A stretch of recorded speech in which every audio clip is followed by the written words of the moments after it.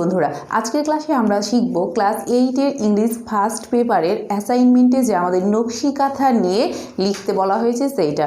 আসলে ওখানে তোমার প্রশ্নটা আছে, তুমি ভালো করে খেয়াল করো যে ইউনিট 1 লেসন 2 এ দেখবা। লেসন 2 এ যে নকশি কাঁথা রয়েছে এই লেসনে তোমার বলা হয়েছে সেকশন ডি অংশ করতে। হ্যাঁ, তো ডি অংশে কি বলেছে যে ডু ইউ লাইক আ নকশি কাঁথা, তুমি কি একটা নকশি কাঁথা পছন্দ করো, ওর অ্যান অর্ডিনারি কাঁথা, না তুমি এমনি যে নর্মাল সাধারণ যে কাঁথাটা আছে সেইটা পছন্দ করো। হোয়াই, তুমি কোনটা পছন্দ করো সেটা লিখবা।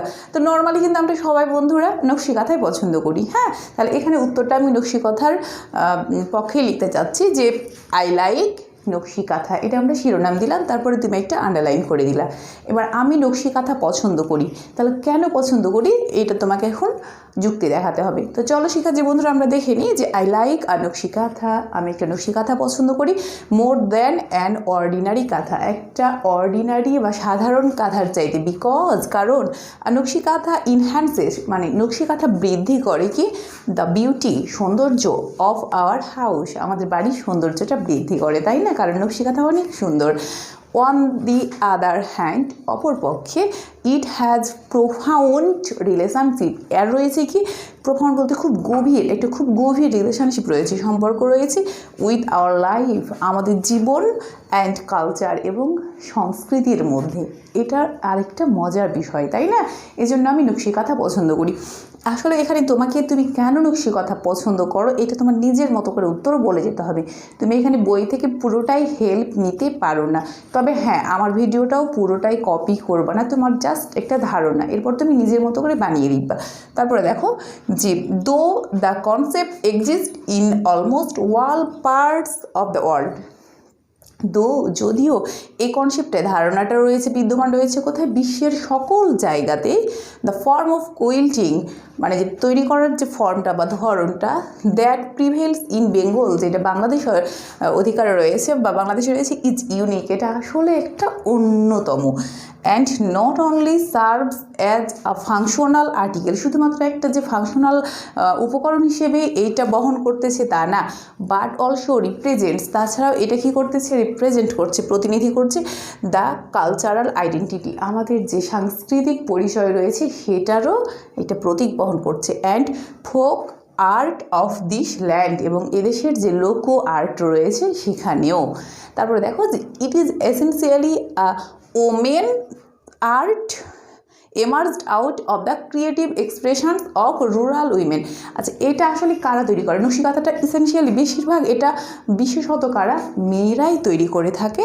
এই যে ক্রিয়েটিভ এক্সপ্রেশন, তাদের যে নিজস্ব ক্রিয়েটিভিটি, তাদের সৃজনশীলতা মননশীলতা দিয়ে রুরাল উইমেন যারা হচ্ছে গ্রাম্য নারী, তারা বিশেষ করে as gifts for loved ones, আসলে আর এটা একটা গিফট হয়ে থাকে তাদের ভালোবাসার মানুষের প্রতি, এখানে অনেকটা ভালোবাসারও ছোঁয়া রয়েছে। হ্যাঁ, তারপরে দেখো শিক্ষার্থী বন্ধুরা some of the common motives use are, এখানে কিছু কিছু যে কমন জিনিস আমরা কি দেখতে পাই, কমন কীভাবে নকশি কাঁথাটা বানা হয়েছে সেগুলো যেটা দেখতে পাই, যেমন লোটাস পদ্ম ফুল থাকে নকশি কাঁথাতে, তারপরে থাকে তোমার সোলার থাকে, মুন থাকে, অনেক সময় চাঁদের দৃশ্য দেখি, অনেক সময় চাকার মতো হয়ে থাকে নকশি কাঁথা, অনেক সময় ট্রি অফ লাইফ, একটা হচ্ছে গিয়ে গাছের যে শাখা প্রশাখা জীব এর ধরনের থাকে, ওয়াটার থাকে, fish, boat, tiger, agricultural items etcetera, এইসব জিনিসগুলো থাকে। তারপরে আমরা আরও কীভাবে যে নকশি কাঁথাটা আমার কাছে পছন্দ, কেন আমি ইউজ করি, চলো আমরা আরও দেখে নিই।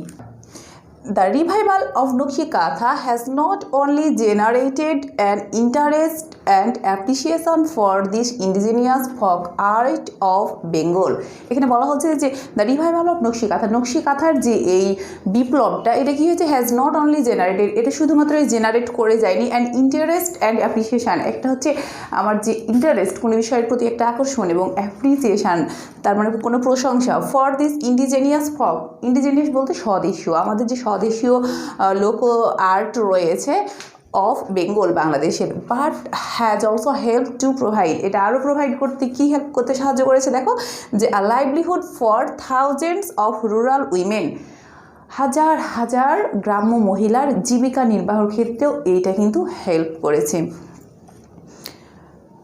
Rural women who would otherwise be unemployed, যারা এটার না হইলে অন্যথায় কী থাকতো? আনএমপ্লয়েড বলতে বেকার থেকে যেত। তাহলে এটা যে শুধুমাত্র এর বিপ্লবটা আমাদেরকে কি করে দিয়েছে, অনেক বেশি তোমার অ্যাপ্রিসিয়েট করেছে, অনেক আকর্ষিত করেছে, তা না, এটার মাধ্যমে আমাদের হাজার হাজার গ্রাম্য মহিলা বেকারত্বের হাত থেকেও নিস্তার পেয়েছে। ইট হ্যাজ হেল্পড, এটা আরও সাহায্য করেছে to make this invaluable art, এই যে অমূল্যবান art be integrated in Bangladesh's cultural life and also promoted its value and recognition on an international level. এই বাংলাদেশের যে ভ্যালু, মূল্যবোধ, কালচার, এটাকে ইভেন ইন্টারন্যাশনাল লেভেলে খ্যাতি এনে দিতেও সক্ষম হয়েছে। তাই কি সো আই লাইক নকশি কাঁথা, তাই আমি নকশি কাঁথাটাই পছন্দ করি দেন অ্যান অর্ডিনারি কাঁথা, একটা সাধারণ কাঁথার চাইতে। তাহলে বন্ধুরা, যে নকশি কাঁথা আমি কেন পছন্দ করি এর সপক্ষে আমি কিন্তু অনেক যুক্তি দিলাম। তাহলে তুমি এইভাবে তোমার মনের মাধ্যমে মিশিয়ে যত এলাবোরেট করতে পারো, কারণ এটা হচ্ছে অ্যাসাইনমেন্ট। তবে হ্যাঁ শিক্ষার্থী বন্ধুরা, এর জন্য তোমাকে কোনো মার্কিং কিন্তু করা হবে না যে তুমি 10-এর মধ্যে কত পেয়েছো, কিন্তু তোমাকে বলা হবে যে হ্যাঁ তোমার লেখাটা কতটা স্যাটিসফাইড, এইটুকু কিন্তু বলা হবে। তো শিক্ষার্থী বন্ধুরা, অবশ্যই তুমি আমার এখান থেকে ফলো করে নিজের মতো করে এই স্টেপ বাই স্টেপ এগিয়ে যাবা। তো নেক্সট অ্যাসাইনমেন্ট নিয়ে দেখা হচ্ছে তোমাদের সঙ্গে পরবর্তী ক্লাসে। আল্লাহ হাফিজ।